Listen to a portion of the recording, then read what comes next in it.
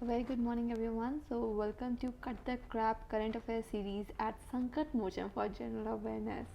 यहाँ पर हम बहुत एनालिटिकल तरीके से और क्रिस्प फॉर्मेट में करंट अफेयर्स को डिस्कस करते हैं. तो कार टी सेल थेरेपी, आज ये टॉपिक हम लोग डिस्कस करने वाले हैं. तो साइंस एंड टेक्नोलॉजी का ये टॉपिक है. और अगर हम बात करें तो यूपीएससी में मतलब अनगिनत बार ये क्वेश्चन आ चुका है कार टी सेल थेरेपी में. तो बहुत ज़्यादा इंपॉर्टेंट है. मतलब ऑलमोस्ट हर साल अगर हम देखें तो किसी ना किसी फॉर्म में ये क्वेश्चन आ ही रहा है आजकल. तो क्या हुआ है, तो सीडीएसओ ने अभी अप्रूव कर दिया है कार टी सेल थेरेपी को कि ब्लड कैंसर को ट्रीट किया जा सकता है. तो यहाँ पे ये जो चीज़ है ये बहुत ज़्यादा हमारे लिए इम्पॉर्टेंट हो जाता है. ये थेरेपी अगर देखा जाए तो it is very important and again it can be use to treat certain types of cancers. जैसे कि अगेन अगर हम बात करें तो हमारा ये जो बी सेल कैसे ट्रीट करना है, बी सेल लिम्फोमास, ल्यूकेमिया, ठीक है. तो ब्लड कैंसर वगैरह को ये ट्रीट करने को मिलता है, to treat these kind of cancers. तो again these are the things that becomes very important. तो है क्या, अब क्वेश्चन ये नहीं पूछा जाएगा कि इसको ट्रीट करने में ये मदद करता है. नहीं, कैंसर को ट्रीट करने में मदद करता है. ठीक है क्या ये, इसमें फंडा क्या है, तो वो हमको आज समझना होगा. तो कार टी सेल थेरेपी, अब इसका फुल फॉर्म क्या है, तो इसका फुल फॉर्म है शिमरिक एंटीजन रिसेप्टर. तो योग्य कार टी सेल थेरेपी, ठीक है, ये इसका पूरा नाम है. अब कभी अगर आ गया chimeric antigen receptor T cell therapy, हम लोग अरे क्या है भाई, कार टी बोलेंगे तो याद आएगा, क्योंकि जो नॉर्मली हम यही वर्ड यूज़ करते हैं. तो पूरा फुल फॉर्म भी हमको थोड़ा पता होना चाहिए.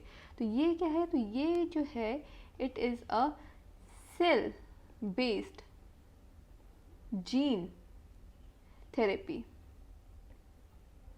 ठीक है, it's a cell based gene therapy, जिसमें क्या होता है, तो हम इसमें ऑल्टर करते हैं. इसमें क्या करते हैं, we alter the genes inside T cells. Simple भाषा में समझिए इसको, बहुत कॉम्प्लेक्स करके लोग समझाते हैं, मैं आपको बहुत सिंपल करके यहाँ पर समझाने वाली हूँ. तो यहाँ पे ये एक तरह का सेल बेस्ड जीन थेरेपी है. ऑल्टर करता है जीन्स जो कि अगेन टी सेल्स के अराउंड. तो यहाँ पे क्या हो गया, अब टी सेल्स क्या होता है, व्हाट आर टी सेल्स. तो टी सेल क्या है, तो ये एक तरह का a type of white blood cell है. और white blood cell again immunity, तो इम्यूनिटी से रिलेटेड है वाइट ब्लड सेल. तो उसी का ही एक टाइप है टी सेल, उसी में ही ऑल्टर करता है जीन्स को, तो काटती. तो यहाँ पे अगेन इस तरह से ऑल्टर किया जाता है कि वो जो कैंसर सेल्स जो पनप रहे हैं उनको अटैक कर सके. सिंपल. तो इस थेरेपी में होता है क्या, तो टी सेल्स जो हैं उसको हार्वेस्ट कर लिया जाता है पेशेंट के ब्लड से, ठीक है.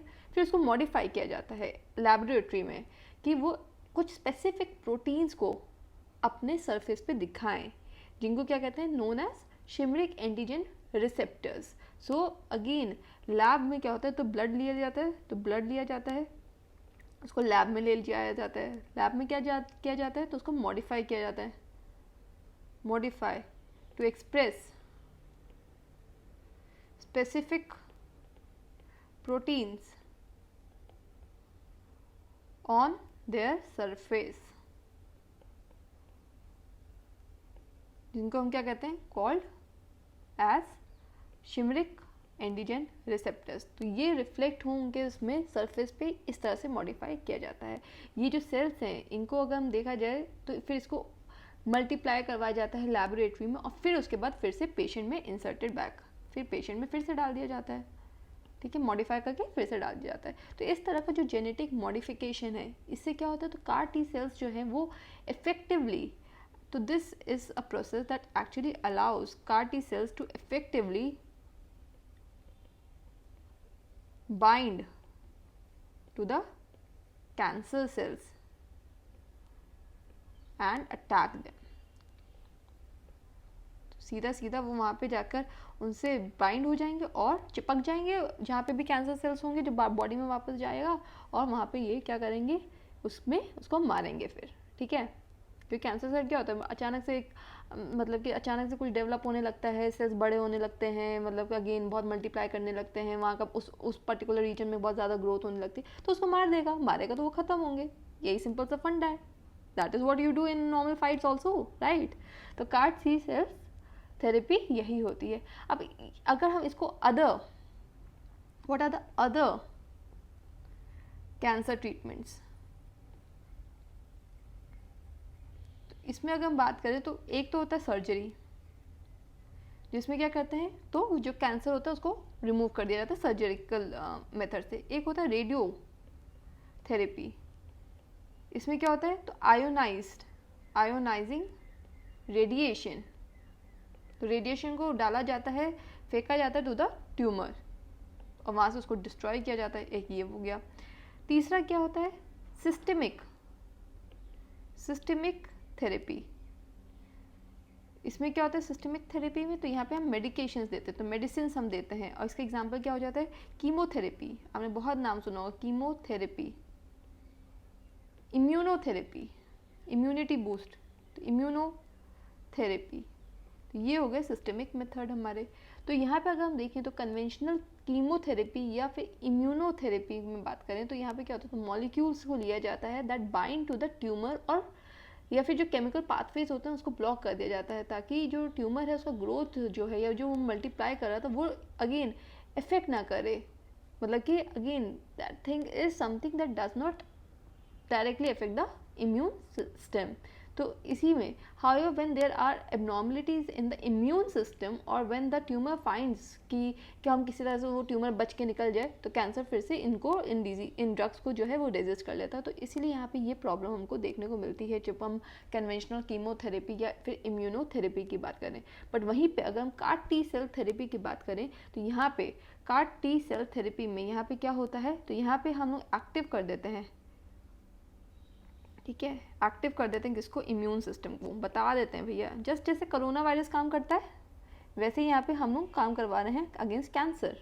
तो यहाँ पे मॉडिफाई कर देते हैं टी सेल्स को, फिर उसको रीइंट्रोड्यूस कर दिया जाता है, फिर ग्रेजुअली अगर देखा जाए तो ट्यूमर जो है वो अगेन इफेक्ट होता है। तो this is the way, this is the mechanisms. तो यहाँ पे डायरेक्टली यहाँ पे हम पेशेंट के इम्यून सिस्टम को एक्टिवेट कर देते हैं, और इसीलिए ये जो है वो ज़्यादा इफेक्टिव है क्योंकि हम एक्टिव कर रहे हैं। मेडिकेशन से एक तरह से एक पैसिव वे हो जाता है, वो कभी कभी इवेड भी हो जाता है, तो वो वहाँ पे प्रॉब्लम आती है। कंसर्न्स क्या है तो साइड इफ़ेक्ट्स आ सकते हैं। अब साइड इफ़ेक्ट्स क्या है, side effects of CAR T cell therapy. Side effects में क्या रहता है तो साइड इफ़ेक्ट्स में आ जाता है एक फिनोमिना होता है again cytokine release syndrome. Question direct आ सकता है what is cytokine release syndrome is associated with what, तो आपको पता होना चाहिए CAR T सेल थेरेपी। तो यहाँ पे क्या है अगेन साइटोकिन रिलीज सिंड्रोम होता क्या, तो इसमें एक्टिवेशन हो जाता है इम्यून सिस्टम का, और बहुत ये मतलब कि बॉडी के इम्यून सिस्टम इतना एक्टिव होता है, इम्यून सिस्टम एक्टिवेशन, कि वो डायरेक्टली बॉडी के जो नॉर्मल सेल्स भी, उनका एम तो था कि ट्यूमर सेल्स को मारने का, यहाँ पे बॉडी के जो नॉर्मल सेल भी होते हैं वो भी इफेक्ट हो जाते हैं, उनको भी मारने लगता है हमारा immune system. Second side effect देखें तो न्यूरोलॉजिकल तो है ही, न्यूरोलॉजिकल सिम्टम्स, तो again speech impairment, confusion, seizures, इस तरह की चीज़ें हो सकती हैं। और जो ये CAR T सेल को जो हम बना रहे हैं इसको कॉम्प्लेक्स भी है, ये बहुत ज़्यादा मतलब कि इसमें टेक्निकल हमको ह्यूमन रिसोर्स एडमिनिस्ट्रेशन ये सब बहुत अच्छे से करना होगा। तो इसीलिए अगर मैं कहूँ तो ये फिनोमिना अच्छा है, नया डिस्कवरी है, यूज़ हो रहा है, कुछ साइड इफ़ेक्ट्स भी हैं, कॉस्ट भी इन्वॉल्व है, but again it's a good methodology when it comes to cancer treatment. और अगेन अभी CDSO ने ब्लड कैंसर ट्रीटमेंट के लिए अप्रूव भी कर दिया है इंडिया में। तो यहाँ पे अगेन अगर मैं आपको कुछ ट्रू फॉल्स स्टेटमेंट दूँ तो सबसे पहला स्टेटमेंट है तो therapy involves directly activation of the patients immune system against cancer. तो बताइए, सोच के बताइए। तो अगेन डायरेक्टली यहाँ पे हम एक्टिवेट कर रहे हैं, बिल्कुल हम लोग यहाँ पे T सेल इम्यूनिटी को सीधा वो करके, मतलब उसमें अटैचमेंट्स वो करके कि सरफेस उस तरह से बाइंड कर जाए, इस तरह से कर रहे हैं एक्टिवेट। तो that is there. This therapy does not have any side effects, तो ऐसा नहीं है, देयर आर साइड इफ़ेक्ट्स। जैसे कि अगेन अभी हम लोगों ने बात किया है, तो यहाँ पे ये देखिए side effect cytokine release syndrome, तो यहाँ पर वो स्टेटमेंट हमारी गलत हो जाएगी। तो ये हमारा हो गया। अब ये क्वेश्चन हमारे मेंस में भी आ सकता है, ये क्वेश्चन हमारे पीटी में भी किसी भी फॉर्मेट में आ सकता है, ये क्वेश्चन हमारे एंथ्रोपोलॉजी ऑप्शनल में भी आ सकता है, तो इसीलिए इसको समझना बहुत ज़्यादा ज़रूरी है। So that's there, so please like share and subscribe Sankar Mochan for general awareness. Thank you.